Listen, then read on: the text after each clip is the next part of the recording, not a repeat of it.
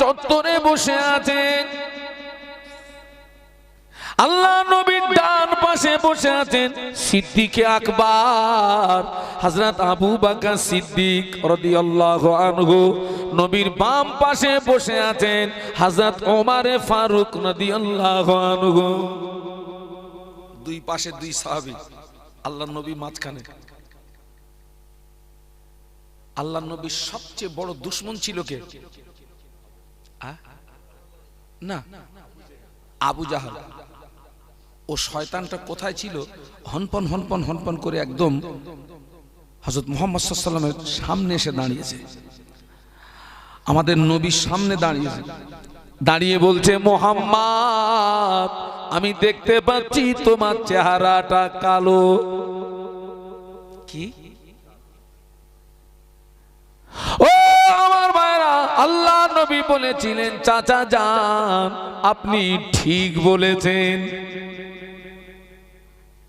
কথাটা বলা যে শেষ হলো, নবীর ডান পাশে বসেছিলেন কে? উনি চটজলদি আল্লাহ নবীর পাশ থেকে উঠে গিয়ে আল্লাহ নবীর সামনে দাঁড়িয়ে বলেছিলেন, ইয়া রাসূলুল্লাহ হে, ইয়া হাবিবাল্লাহ, আমি আবু বকর, আমি দেখতে পাচ্ছি আপনার চেহারাটা পূর্ণিমা চাঁদের মতো উজ্জ্বল। আল্লাহ নবী বলেছিলেন, ও বাবা আবু বকর, তুমিও ঠিক বলেছো। হ্যাঁ, দুজনের কথা এক।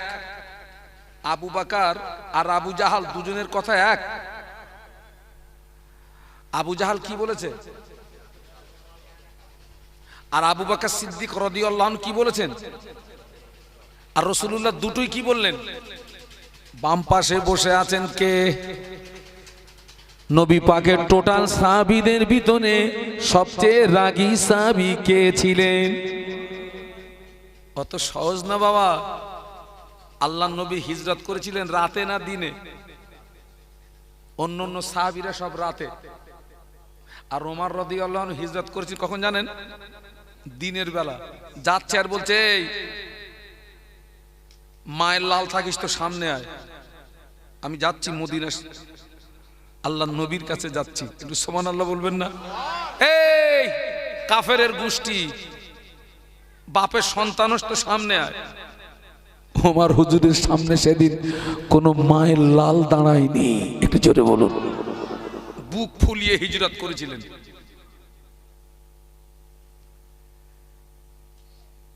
আল্লাহ রসুলের কাছে একজন বিচার নিয়ে এসছে, বিচারটা তার পছন্দ হলো না। ওমর রাদিয়াল্লাহু আনহুর কাছে এসছে, আপনি একটা বিচারে আপনি সানি বিচার করে দেন। সানি বিচার, তাহলে তুমি প্রথম বিচারটা কার কাছে দিয়েছিলে? না, আমি মুহাম্মদ সাল্লাল্লাহু আলাইহি ওয়াসাল্লামের কাছে দিয়েছিলাম। ও, ওনার বিচার পছন্দ হয়নি, আমার বিচার ঠিক আছে, বসো বসো, আমি আসছি। ঘরের ভিতরে গেলেন, তলোয়ার আনলেন, পিছন দিক দিয়ে মারলেন, বডি থেকে মাথা উড়িয়ে দিলেন। যে নবীর বিচার পছন্দ হয় না, পৃথিবীর জমিনে বাঁচার অধিকার তার নাই। এর নাম কি? এর নাম হযরত ওমর। হুজুর বাম পাশে বসেছিলেন, দুইজন দুরকম বলেছেন, কিন্তু আল্লাহর নবী দুজনটাকে কি বলেছেন ঠিক। উনি ছটপট ছটপট করছেন। কে কে? হযরত ওমর রাদিয়াল্লাহু আনহু। আল্লাহর নবী বলছেন, ওমর তুমি কিছু বলবে? আল্লাহ নবী বুঝতে পেরেছেন ওমর কিছু একটা বলবে।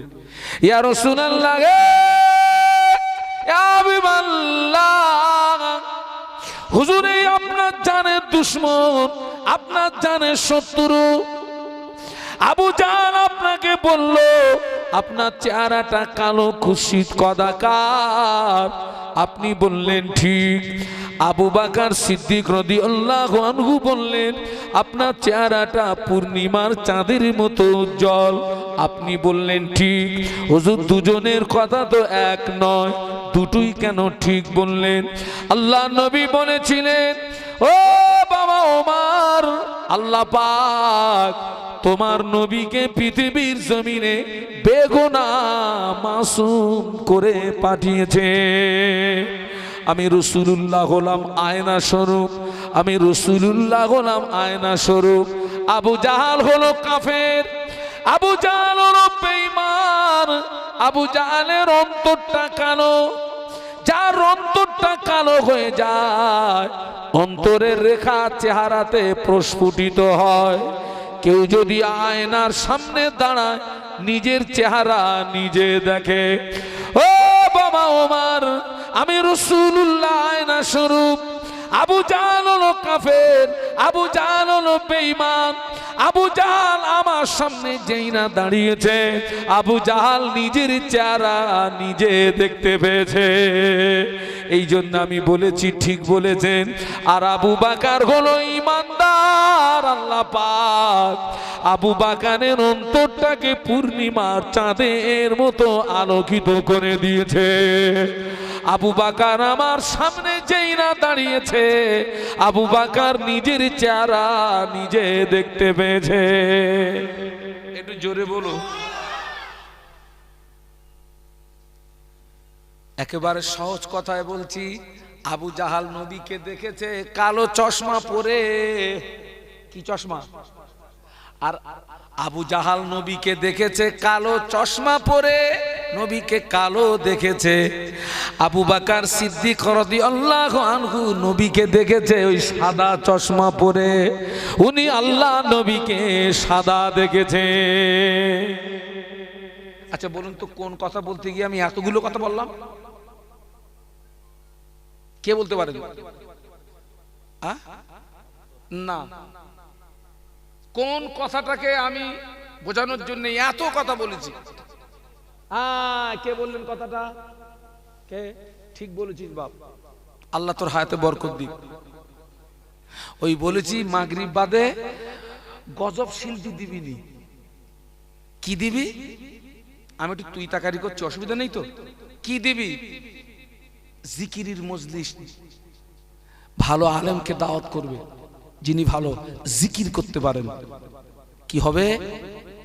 অন্তরের মরিচা সাফ হবে, গুনাহ মাফ হবে, এবং যেখানে জিকিরের মজলিস কায়েম হয়, ওই জায়গাতে আল্লাহ পাকের আসমান থেকে রহমত বর্ষণ হয়। একটু জোরে বলুন।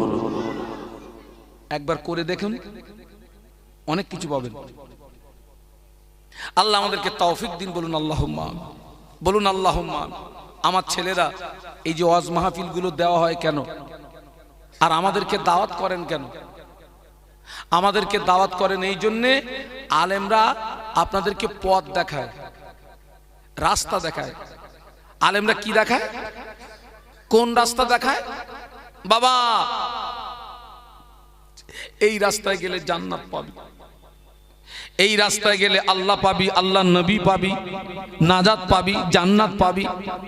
আর একটা রাস্তা বলে, বাবা এই রাস্তাটায় যাবি নি, বাবা এই রাস্তাটায় গেলে আল্লাহ আল্লাহর নবীকে পাবি না, নাজাত পাবি না, জান্নাত পাবি না।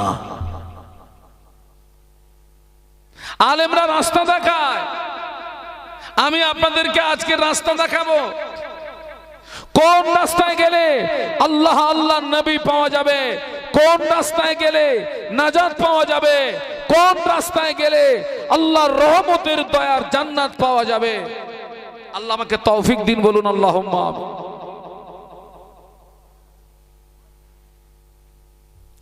আমরা সবাই, এই যে আমার সামনে আপনারা যারা বসে আছেন, আপনারা, আমরা সবাই ঈমানদার তো নাকি?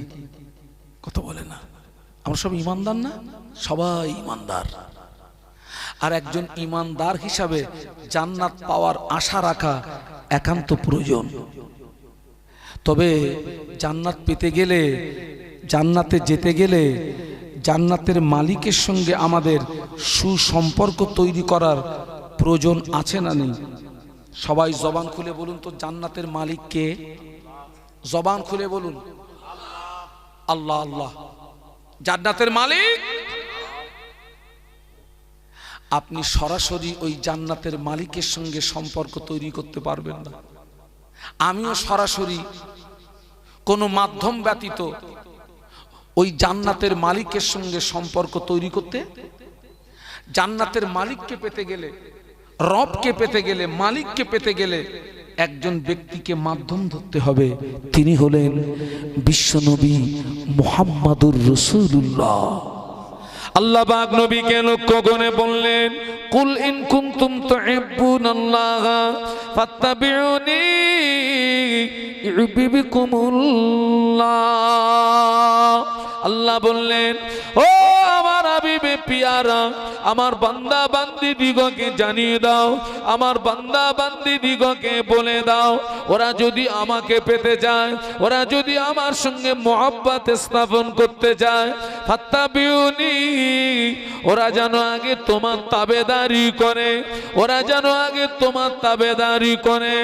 ও আমার হাবিব, আমার যে সমস্ত বান্দা বান্দি তোমার তাবেদারি করবে, তোমার ইত্তেবা করবে, তোমায় ভালোবাসবে, আমি আল্লাহ পাক ওদের ভালোবাসবো।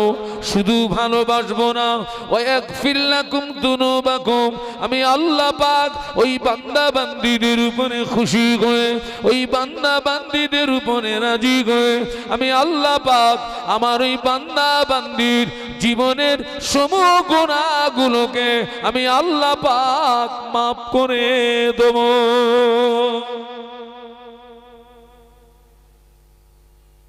কথাটা বুঝতে পারলেন না পারলেন না?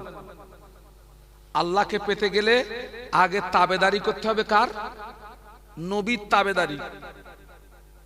আমরা যদি নবীর তাবেদারি করতে পারি, আল্লাহ আমাদেরকে ভালোবাসবেন।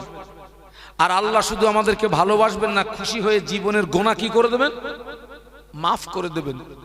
একটু বলুন সুবহানাল্লাহ। আল্লাহ নবীকে কতটা ভালোবাসতে হবে? আল্লাহ নবী বললেন, লা ইউমিনু আহাদুকুম হাত্তা আকুনা আব্বা ইলাইহি মিন ওয়ালিদিহি ওয়া ওয়ালাদিহি ওয়ান নাসি আজমাইন। আল্লাহ নবী বললেন, তোমরা ততক্ষণ পূর্ণাঙ্গ মুসলমান হতে পারবে না যতক্ষণ না পর্যন্ত তোমার পিতা, তোমার সন্তান, সমস্ত মানুষ অপেক্ষা আমি রাসূলুল্লাহ আমাকে না ভালোবাসতো ততক্ষণ পর্যন্ত পূর্ণাঙ্গ মুসলমান হতে পারবে না।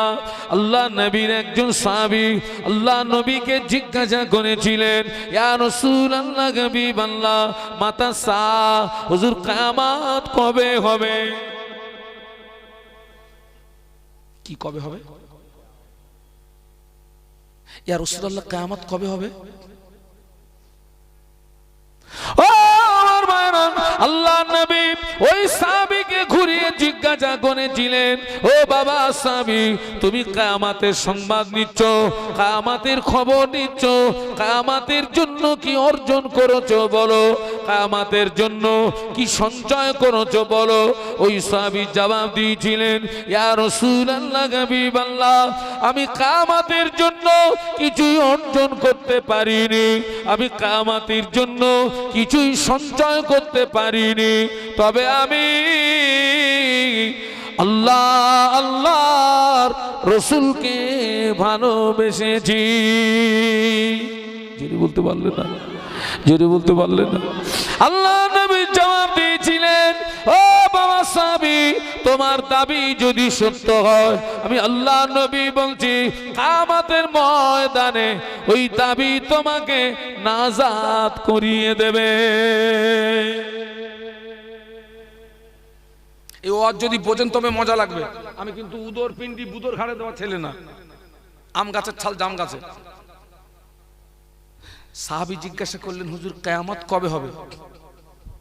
আর আল্লাহ রাসূল কি বললেন? তুমি যে কিয়ামতের সংবাদ নিচ্ছ, কিয়ামতের জন্য কি অর্জন করেছো, কি আছে তোমার? সাহাবী বললেন, আমি কিছুই অর্জন করতে পারিনি, আমি আল্লাহ আল্লাহ রাসূলকে।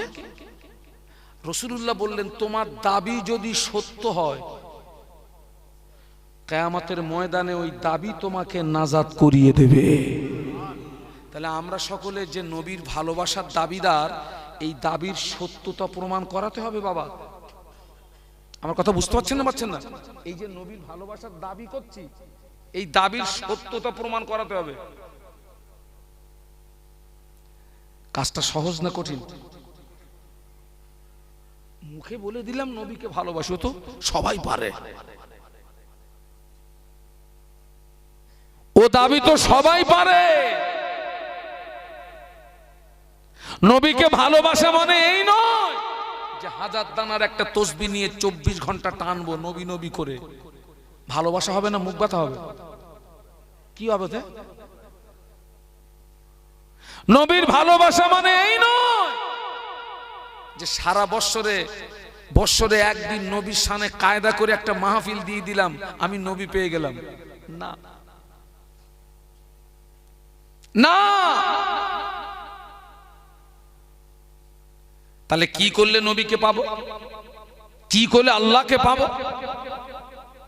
আল্লাহ নবী 1500 বছর আগে নূরের জবানে বলে গেলেন, মান তামাসসাকা বিসুন্নতি ইনদা ফাসাদি উম্মতি ফালাহু আজরু মিয়াতে শাহীদ।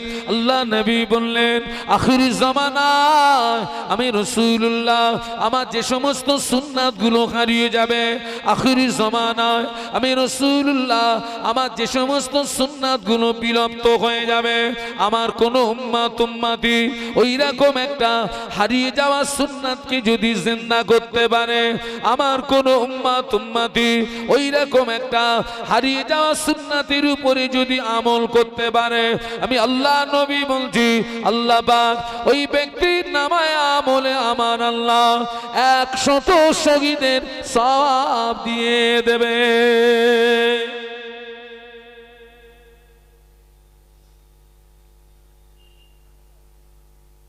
আপনাদেরকে কিছু আমলের কথা বলে যাই, সারা জীবন তো অজ শুনলেন। আমি এখানে এসেছি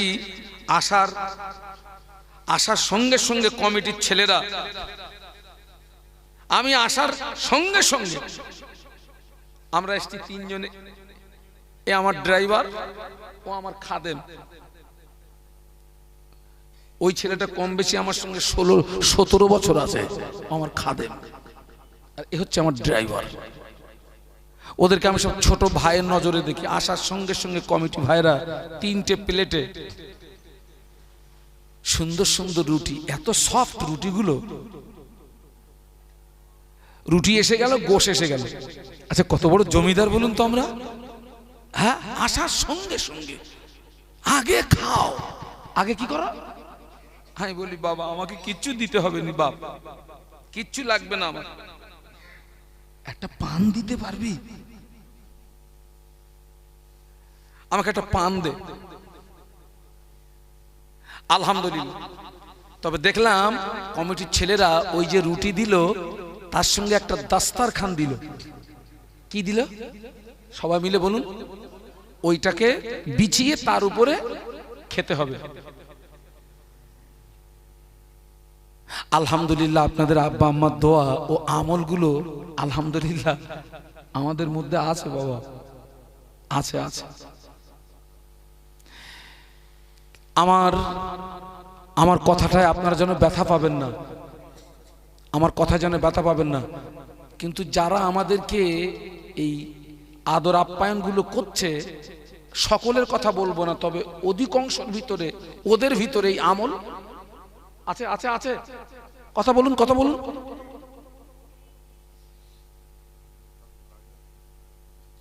আজকের এখান থেকে আমি আপনাকে আল্লাহ আল্লাহ নবী পাওয়ার রাস্তা বলে দিচ্ছি।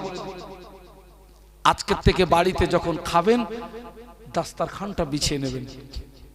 পারবেন? কারা কারা পারবেন আমাকে একটু হাত তুলে দেখান তো, যে হুজুর এই আমলটা আমি আজকের থেকে শুরু করব ইনশাল্লাহ। গড়ে তো হাত তুলে দিলেন, সব ভেবে চিন্তে হাত তোলেন। এ বাবা, অনেক জায়গায় আবার হাত ফেরত লেয়, বলে হুজুর অমুক জায়গায় তুলিলাম, আজ ফেরত দিবি নাই। কারা কারা আমার সঙ্গে একমত আছেন হাত তুলে দেখান যে হুজুর আজকের এই মাহফিল থেকে আমরা অঙ্গীকারবদ্ধ হচ্ছি আল্লাহ নবীর এই সুন্নাতটাকে ছেড়ে দেব না। রাজি আছেন? এইবারে হাত তুলে দেখান। আল্লাহ কবুল করুন। নামান, মাহফিল স্বার্থ হয়ে গেছে। ও খাওয়ার সময় যদি দাস্তারখানটা বিছিয়ে নেন, ওই আমলটা যদি নবী সুন্নাত আদায়ের উদ্দেশ্যে করে থাকেন, আল্লাহ পাক আপনার নামায় আমলে আমার আল্লাহ 100 শহীদের সওয়াব দিয়ে দেবে। আমলটা ছোট, সওয়াবটা বিশাল বড় না বাবা? 100 শহীদের সব মানে কি জানিস? 100 শহীদের সব মানে কি জানিস? আমলটা ছোট।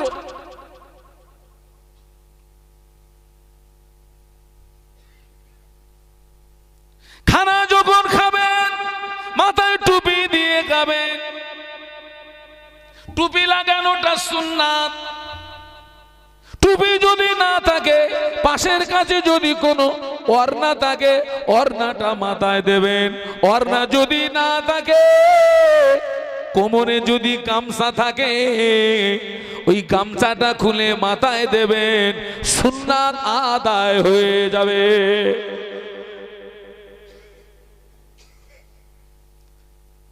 খানা যখন সামনে আসবেন দোয়া পড়বেন। খানা খাওয়ার শুরুতে দোয়া পড়বেন, মাঝে মাঝে দোয়া পড়বেন, খানা শেষ করে দোয়া পড়বেন। খানাটা যখন খাওয়া শেষ করবেন, পেয়ালাটা চেটে পুছে খাবেন। ওটা কি বলুন বলুন? নতুন জামাই এসছে, নতুন জামাই বিয়ে করে নতুন, ওই যে ফার্স্ট বার যেটা আসে ওটা কি বলে? জোড়ে। আমাদের ওদিকে বলে ফিরুলি। হাত অন্তর মাটি, আপনাদেরকে বলে কি বলে? জোড়ে। জোড়ে হেভি একটা কথা শিখেছি আজ, একদম বাড়ি গিয়ে বলবো আজ জোড়ে।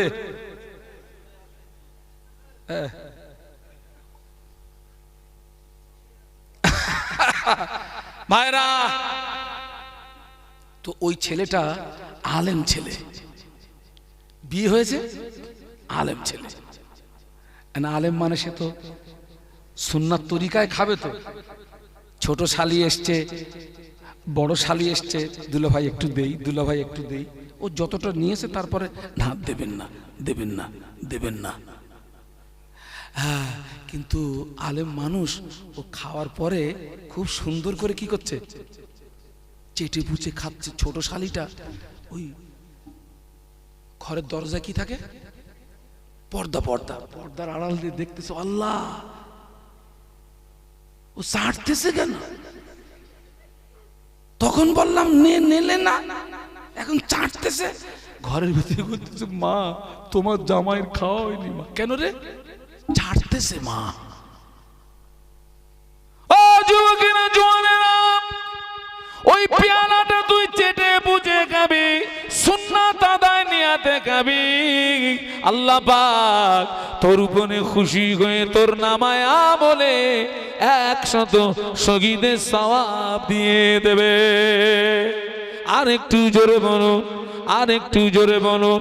ও যুবকেরা, খাওয়া শেষ করে সুন্নাত আদায়ের উদ্দেশ্যে যদি একটু মিষ্টি খেতে পারিস, আল্লাহ পাক তোর নামায় আমলে 100 শহীদের সওয়াব দিয়ে দেবে।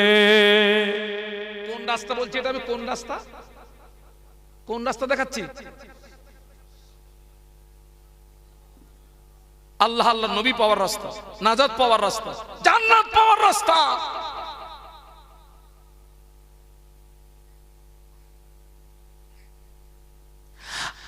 আপনাদের কি মন চায় না যে নবীর সঙ্গে একই জান্নাতে থাকবো?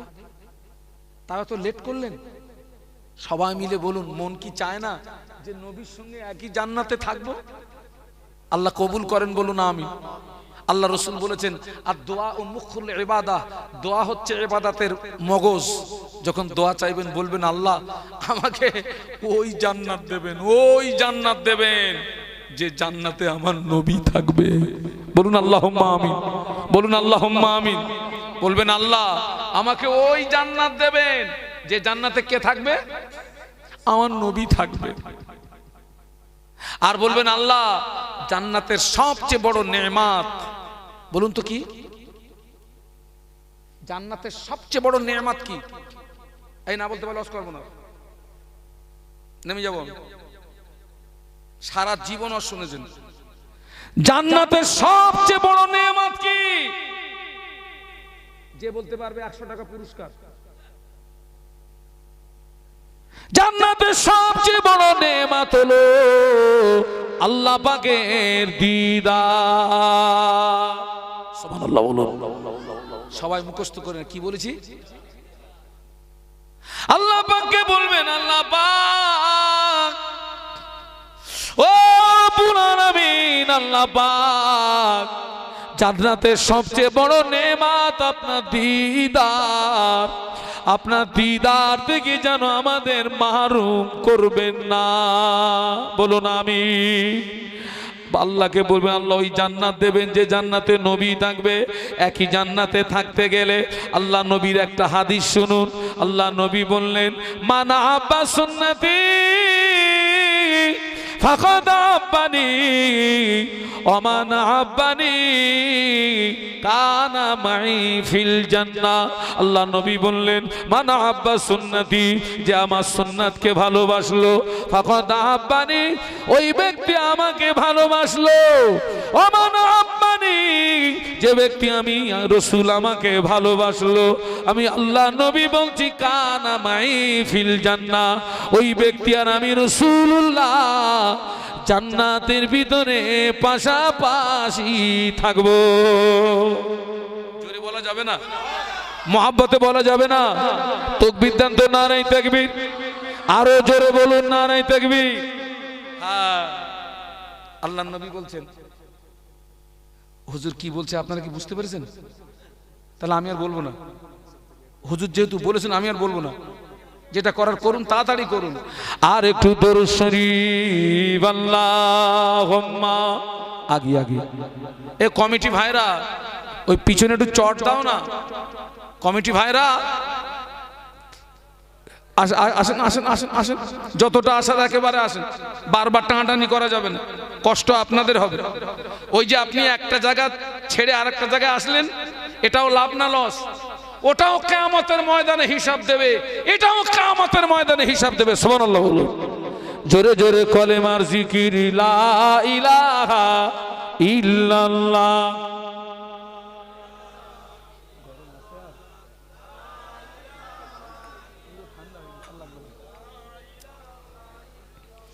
লা ইলাহা ইল্লাল্লাহ মুহাম্মাদুর রাসূলুল্লাহ। আল্লাহুম্মা, এটা পিছনে দিয়ে দেন, দিয়ে দেন, পিছনে দিয়ে দেন। না একটু জবান খুলে বলুন আল্লাহু আকবার। এ ছেলেরা, শরীরে ক্ষমতা নেই, কাকে ডাকছো? জবান খুলে বলো আল্লাহু আকবার। হ্যাঁ, এটা আমি আমার হামাস ভাইদের কাছ থেকে শিখেছি। আল্লাহু আকবার আগে বলতাম, তবে ওনাদের দেখে আমলটা আরো আমার একটু বেশি হয়ে গেছে, মজবুত হয়ে গেছে। ও আমার ভাইরা, 100 শহীদের সওয়াবের মানে কি? আল্লাহ নবী একদিন সাহাবীদের ডাকলেন, ও আমার সাহাবীরা, যুদ্ধের দামামা যখন বেজে উঠবে, যুদ্ধের ঘন্টা যখন বেজে উঠবে, যে অবস্থায় থাকো না কেন, আমি আল্লাহ নবী বলছি যুদ্ধের ময়দানে আসা লাগবে। এটি ছিল রাসূলুল্লাহর আদেশ, আল্লাহ নবীর আদেশ। নবীর আদেশ মানতে হবে, হুকুম কার? জবান খুলে বলুন। আল্লাহর নবী যেটা নিষেধ করেছেন ছাড়তে হবে, হুকুম কার? আল্লাহ কোরআন শরীফের ভিতরে বলেছেন, মা আতাকুমুর রাসূলু ফাখুযুহু ওয়া মা নাহাকুম আনহু ফান্তাহু। আল্লাহ নবীর আদেশ ছিল, সাহাবীরা যুদ্ধের দামামা যখন বেজে উঠবে, ঘন্টা যখন বেজে উঠবে, যে অবস্থায় থাকবি ওই অবস্থায় ময়দানে আসবি। সুবহানাল্লাহ বলুন।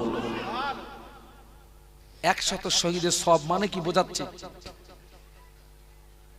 ও আমার ভাইয়া, হযরত হানজালা রাদিয়াল্লাহু তাআলা আনহু হুজুর নতুন বিবাহ করেছেন। হুজুরের বাসসজ্জার রাত, ফুল সজ্জার রাত, হুজুরের বাসসজ্জার রাত, ফুল সজ্জার রাত। নতুন বিবিকে নিয়ে ঘরের ভিতরে খোঁজ গল্পতে মশগুল, আনন্দতে মশগুল। গভীর এমত অবস্থায় যুদ্ধের দামামা বেজে উঠেছে। আল্লাহ নবীর আদেশ কি ছিল? যে অবস্থা থাকো। হানজালা হুজুর কোথায়? বাসর ঘরে, বাসর ঘরে। জোরে জোরে জোরে। ও হানজালা রাদিয়াল্লাহু আনহু বিবিকে বলে, বিবি বিদায় দাও, আখরি বিদায়, শেষ বিদায়, আখরি বিদায়, শেষ বিদায়। আল্লাহ নবী আমায় ডেকেছেন, আমি যুদ্ধের ময়দানে চলে যাব। হুজুরের বিবি বললেন, প্রাণের স্বামী যান যান, আল্লাহ নবী আপনায় ডেকেছেন, আমার অধিকার নেই বাধা দেওয়া। হানজালা রাদিয়াল্লাহু আনহু বাসর ঘর ফেলে দি, নতুন বিবিকে রেখে দি, দ্বীন ইসলামকে প্রতিষ্ঠিত করার জন্য যুদ্ধের ময়দানে নেমে পড়লেন। যুদ্ধের ময়দানে নেমে পড়ে কয়েকজন কাফেরকে জাহান্নামের টিকিট কেটে পাঠিয়ে দিলেন। কয়েকজন কাফেরকে জাহান্নামের টিকিট কেটে পাঠিয়ে দিলেন। কিছু সময় পরে নিজে শহীদ হয়ে গেলেন। ইন্না লিল্লাহি ওয়া ইন্না ইলাইহি রাজিউন। শুধু শহীদ হয়ে গেলেন। আল্লাহ নবী সাহাবীদের ডাকলেন, ও সাহাবীরা, ও সাহাবীরা, আমার যে যে সাহাবী শহীদ হয়েছে ওদের লাশগুলোকে আমার কাছে নিয়ে এসো, ওদের লাশগুলোকে আমার কাছে হাজির করো। আল্লাহ নবী সাহাবীরা শহীদের লাশ আল্লাহ নবীর কাছে আনলেন। হানজালা হুজুরের লাশ পাওয়া যায় না। বলো আল্লাহু আকবার। কার লাশ পাওয়া যাচ্ছে না? ইতিমধ্যে হুজুরের বিবি নবীর কাছে হাজির। সালাম দিয়ে বলেন, ইয়া রাসূলুল্লাহ, হুজুর আমার স্বামী কোথায়? আল্লাহ নবী বললেন, ও হানজালার বিবি, তোমার স্বামী বিদায় বিদায় বিদায় বিদায় বিদায় বিদায় বিদায় বিদায় বিদায়, আখরি বিদায়, জনমের মতো বিদায়। তোমার স্বামী যুদ্ধের ময়দানে শহীদ হয়েছে। হুজুরের বিবি বলেছিলেন, ইয়া রাসূলুল্লাহ, হাবিবাল্লাহ, হুজুর আমার স্বামী শহীদ হয়েছে, আমি দুঃখিত নই বরং আনন্দিত। কেন না, আমি কিয়ামতের দিন আমি শহীদের বিবি হয়ে উঠব। জোরে বলো না সুবহানাল্লাহ, জোরে বলেন না। হুজুর একটা কথা বলতে এসেছি, ইয়া রাসূলুল্লাহ, হুজুর আমি জানি শহীদদের লাশ গোসল দেওয়া হয় না। সুবহানাল্লাহ বলবেন না? শহীদের লাশের গোসল হয় না বেটা, শহীদদের কাপনের কাপড়ও লাগে না। এবং যারা শহীদ তারা মরে না। যারা দিনের রাস্তায় শহীদ হয়, মনে করুন আমি এই যে পোশাকে আছি, আমি যদি দিনের রাস্তায় শহীদ হই, আমার টোটাল শরীর থেকে কোনো পোশাক খোলা হবে না। এই অবস্থায় রক্তমাখা ক্ষত বিক্ষত চেহারা নিয়ে আমাকে কবরে দাফন করা হবে। বিসমিল্লাহি ফি সাবিলিল্লাহি ওয়া আলা মিল্লাতি রাসূলিল্লাহ। কিয়ামতের ময়দানে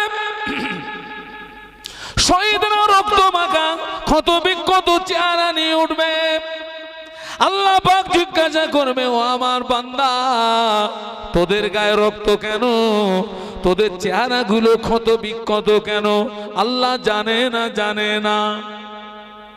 শহীদরা বলবেন, ও রব্বুল আলামিন, আল্লাহ পাক দ্বীন ইসলামকে প্রতিষ্ঠিত করার জন্য যুদ্ধের ময়দানে কাফেরদের বিরুদ্ধে লড়াই করতে গিয়ে ওই কাফেররা আমাদেরকে মেরেছিল, কাফেররা আমাদেরকে তলোয়ার দিয়ে আঘাত করেছিল।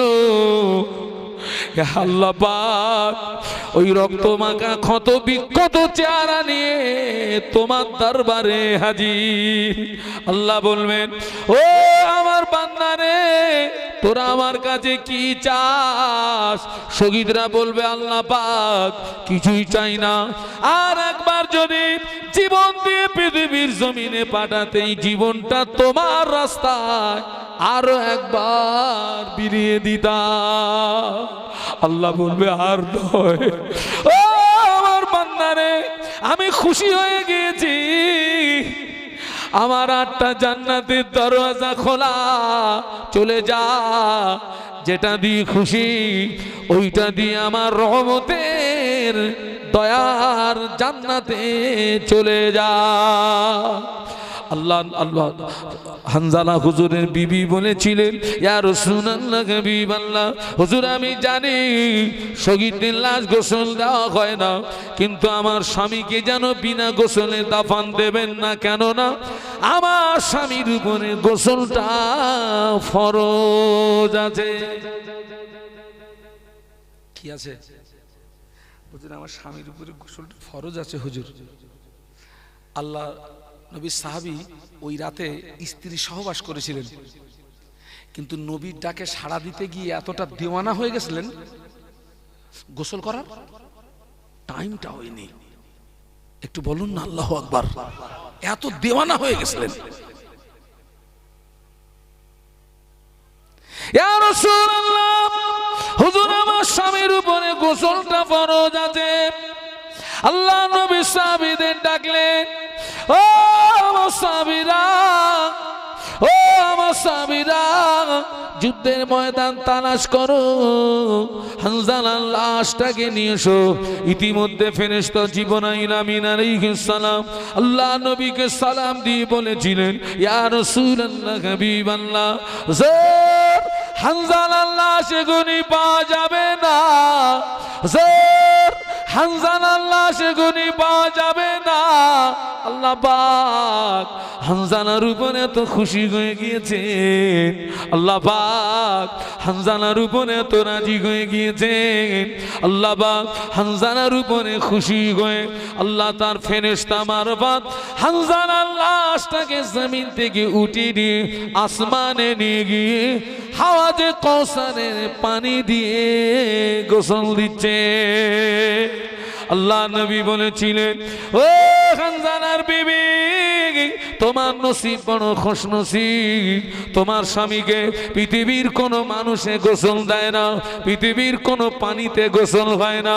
আল্লাহর ফেরেশতারা তোমার স্বামীর লাশটাকে আসমানে নিয়ে গিয়ে হাওয়াজে কাউসারের পানি দিয়ে গোসল দিচ্ছে।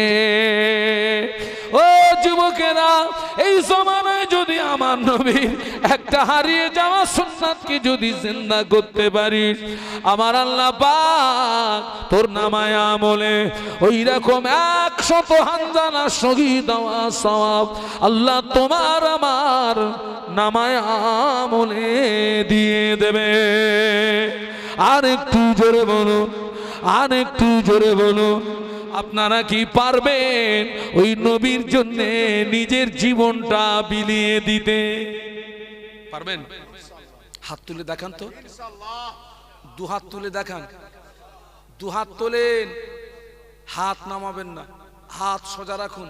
তাকবীর দেন, নারায়ে তাকবীর, জোরে বলুন নারায়ে তাকবীর।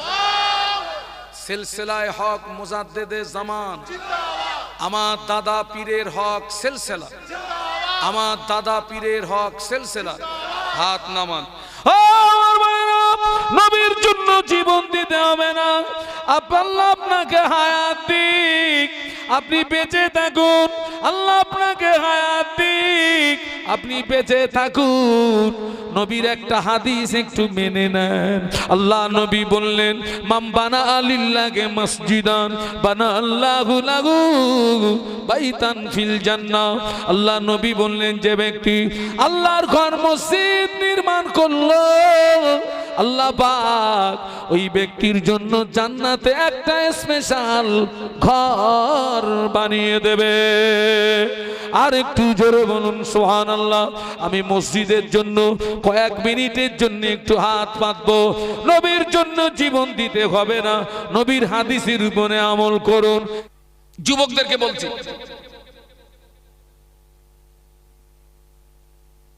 আমি আপনাদেরকে বলে যাচ্ছি, পারলে আল্লাহ হায়াতে রাখলে আগামী বছর মাহফিল দেবেন। যিনি ভালো জিকির করতে পারেন এইরকম একজন আলেমকে দাওয়াত করবেন, বাদ মাগরিব জিকিরের মজলিস করবেন। জিকিরের মজলিসে জীবনের গুনাহ ঝরে যায়। একটু জোরে বলুন, একটু জোরে বলুন। প্রত্যেকটা মানুষের বাম স্তনের 2 আঙ্গুল নিচে একটি গোশতের টুকরা আছে, হাদিস শরীফের ভাষায় যেটাকে কলব বলা হয়। কি বলা হয়? কলব। কলব। বান্দা যখন একটা গুনাহ করে, ওই কলব নামক গোশতের টুকরাটিতে একটি কালো রেখা পড়ে যায়। গুনাহ যত বেশি হয়, কালো রেখার সংখ্যা তত বেড়ে যায়।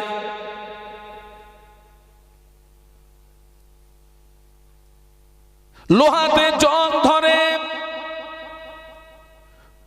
ওই জংটাকে পরিষ্কার করার নিয়ম হলো আগুনে পুড়িয়ে মৃদু আঘাত করলে লোহার জংগুলো ঝরে যায়।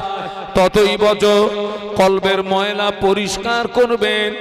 লা ইলাহা ইল্লাল্লাহ বলে যখনই কলবে ধাক্কা মারবেন, আপনার আমার কলবের ময়লা মরিচা সাফ হয়ে যাবে। আমাদের অন্তরে ময়লা আছে না নেই? হ্যাঁ, ওই ময়লা আছে বলেই তো আজে কাজ হয় না। ভয় আছে, আমাদের ভয় আছে।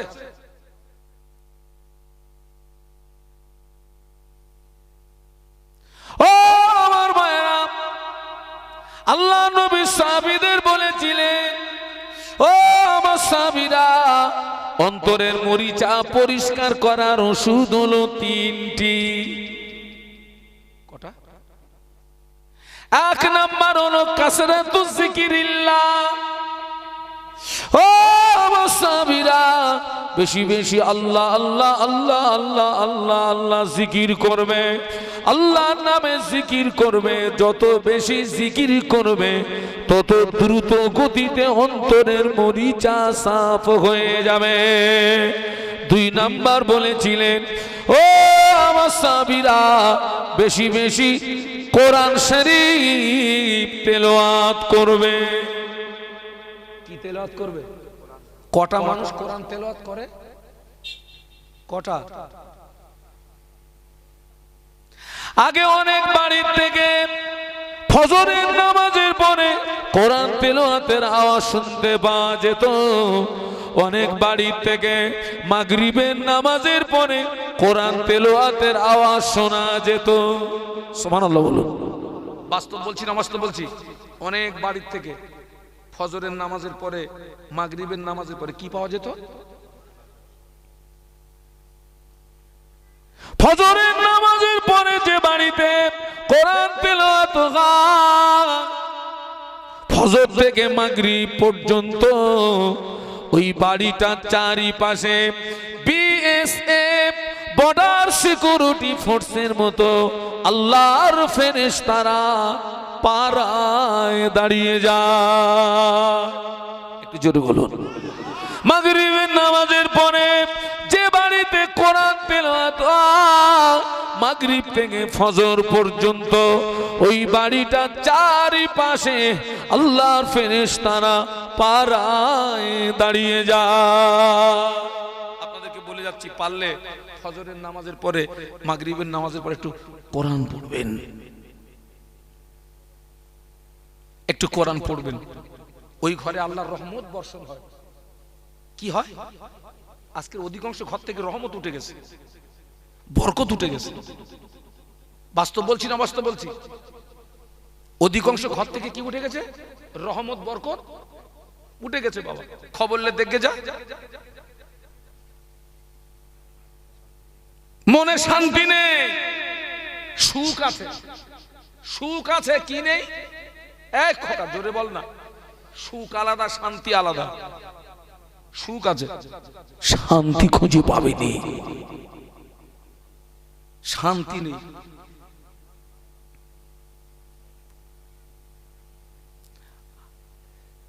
ছেলের জন্য মেয়ে দেখতে গেছেন, মেয়েকে কোনো প্রশ্ন করি আর না করি, একটা প্রশ্ন করা ফরজ, সুন্নত না নফল না? বলুন তো প্রশ্নটা কি? মা কোরআন জানো মা? ছেলের বাপ বলতেছে খোকা আমি তো যা জিজ্ঞাসা করার, ছেলের চাচা ছেলের বাপরে বলতেছে খোকা আমি যা জিজ্ঞাসা করার করেছি, বৌমা তো তোর হবে, তুই একটু কিছু জিজ্ঞাসা করবি নি? তা ছেলের বাপ একটু কানে কম শোনে, মেয়েটার দিকে একটু আগিয়ে গেছে, গিয়ে বলছে মা তুমি কোরআন জানো মা? মেয়েটা বলছে 37 বার খতম করেছি। কতবার? ছেলের বাপের কলিজা ঠান্ডা হয়ে গেছে। 37 বার মানে কি? এ তো খুব সাংঘাতিক জিনিস। ভাইরে বলতেছে খোকা বাড়ি যা, ছেলেরে গুজকে আন, এ জিনিস রেখে বাড়ি যাব না, এ জিনিস। ঠিক আছে আলহামদুলিল্লাহ বিয়ে হলো, বাড়ি গেল। আপনারা এখানে শ্বশুর কারা কারা আছেন একটু হাত তোলেন তো। শ্বশুর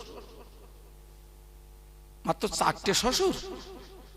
কই শ্বশুর কই, একটু হাত তোলেন। এই প্রশ্ন আপনারা কেউ করেছিলেন?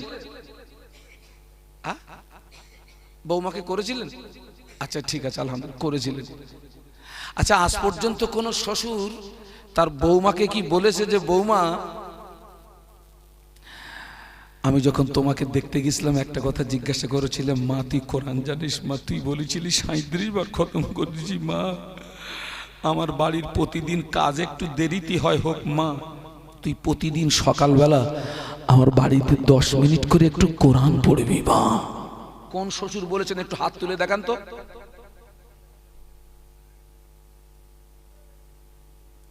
মা আমি তোকে যখন দেখতে গিয়েছিলাম জিজ্ঞাসা করেছিলাম মা তুই কোরআন জানিস? তুই বলেছিলি 37 বার খতম করেছি, আমার বাড়ির প্রত্যেক দিন কাজ একটু দেরিতে হয় হোক, প্রত্যেক দিন ফজরের নামাজের পরে 10 মিনিট করে একটু কি করবি মা? একটু কোরআন তেলাওয়াত করবি মা। আমরা কথা বলি না, তাহলে আপনি কেন জিজ্ঞাসা করতে গেলেন মা তুই কোরআন জানিস? ও জানতে হয় জানুক আর না জানতে হয়, কেন জিজ্ঞাসা করলেন? আমি তো এখন মেয়েদেরকে শিখিয়ে দিচ্ছি যাদের এখনো বিয়ে হয়নি, তোমাদের কপালে এই মুসিবত আসবে।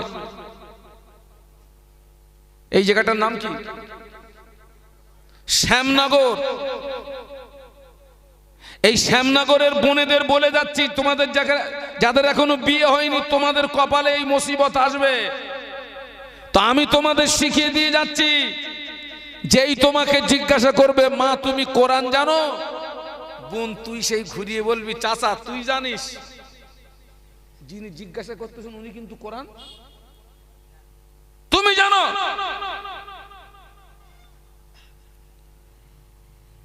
যে বাড়িতে ফজরের নামাজের পরে কোরআন তেলাওয়াত হয়, মাগরিবের নামাজের পরে কোরআন তেলাওয়াত হয়, যে বাড়িতে জিকির আজকার হয়, যে বাড়িতে তাসবিহ তেলাওয়াত হয়, যে বাড়িতে নামাজ হয়, ওই বাড়িটায় আল্লাহর রহমত বরকতে ভরে যায়। আর জোরে বলুন।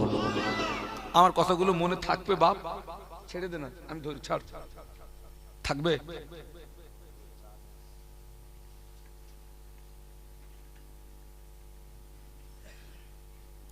আল্লাহ নবী 3 নম্বরের ওষুধ বলেছিলেন, ও আমার স্বামীরা, অন্তরের ময়লাকে পরিষ্কার করার 3 নম্বর ওষুধ হলো বেশি বেশি মউতকে স্মরণ করবে। কাকে? সবাই মিলে বলুন। মউতকে স্মরণ করবে, বেশি বেশি মউতকে স্মরণ করবে। ও আমার স্বামীরা, বেশি বেশি মউতকে স্মরণ করবে। যত বেশি মউতকে স্মরণ করবে তত দ্রুত গতিতে তোমার অন্তরের মরিচা সাফ হয়ে যাবে। আর অন্তরের মরিচা যখন সাফ হয়ে যাবে, ইবাদত আমল করে তখন মজা পাবে। কি পাবে? মজা পাবে।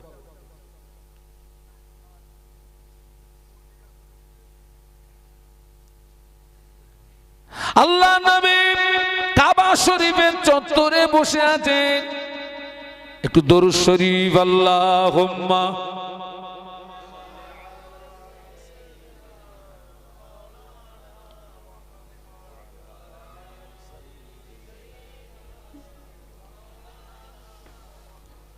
আপনাদের কষ্ট হচ্ছে না তো? তো এতগুলো মানুষ আপনার দরুদ শরীফ পড়ছেন, দরুদ পড়বো, তার একটা জাজবা থাকবে, জাজবা। দরুদ শরীফের এতগুলো মানুষ দরুদ শরীফ পড়ছে, একটা জাজবা থাকবে না? একটু জোরে জোরে পড়ি, আল্লাহুম্মা সাল্লি আলা, জোরে জোরে।